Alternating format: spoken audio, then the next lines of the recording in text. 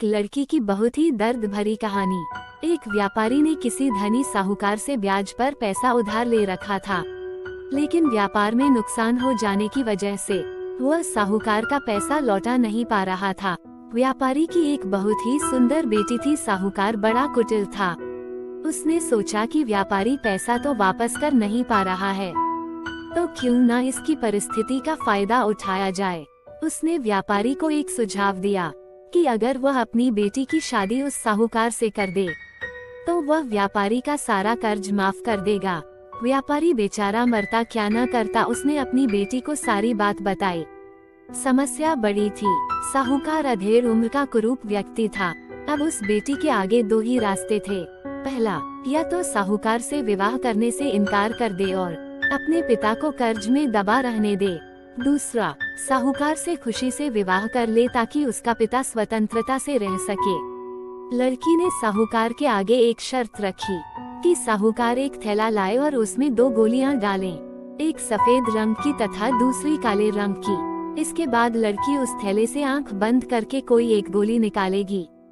गोली अगर काली निकली तो लड़की साहूकार से विवाह कर लेगी और उसके पिता का कर्ज माफ कर दिया जाएगा। साथ ही अगर गोली सफेद निकली तो भी पिता का कर्ज माफ किया जाएगा।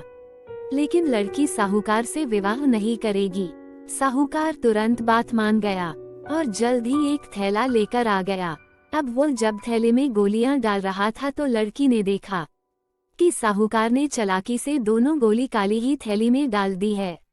अब लड़की परेशान हो गई कि अब वो करे तो क्या करे। साहूकार का भांडा फोड़ भी दे तो भी वह दूसरी किसी चाल में उसको जरूर फंसाएगा। लड़की कुछ सोचकर आगे बढ़ी और उसने थैले में से एक गोली निकाली और गोली बाहर निकालते ही उसे हाथ से छोड़ दी, जिससे गोली नाली में जा गिरी। लड़की बोली, माफ करना, गोली मेरे हाथ से छूट गई। लेकिन चिंता की कोई बात नहीं, थैले में अभी दूसरी गोली भी तो होगी, उसे देख लेते हैं। अगर गोली काली निकली तो मैंने सफेद गोली उठाई होगी और थैले में गोली सफेद निकली तो मैंने काली गोली उठाई होगी। व्यापारी ने थैले में हाथ डाला तो देखा काली गोली निकली। व्यापारी बोला, हाँ बेटी, थैले में काली गोली बची है, इसका मतलब तुमने सफेद गोली चुनी थी। साहूकार बेचारा बोलता भी क्या, अगर बोलता तो चोरी पकड़ी जाती। इस प्रकार पिता का कर्ज भी माफ हो गया और बेटी ने अपनी रक्षा भी कर ली। तो दोस्तों, जब तक आप समस्याओं के समाधान के बारे में नहीं सोचेंगे तब तक आप समस्याओं में ही उलझे रहेंगे।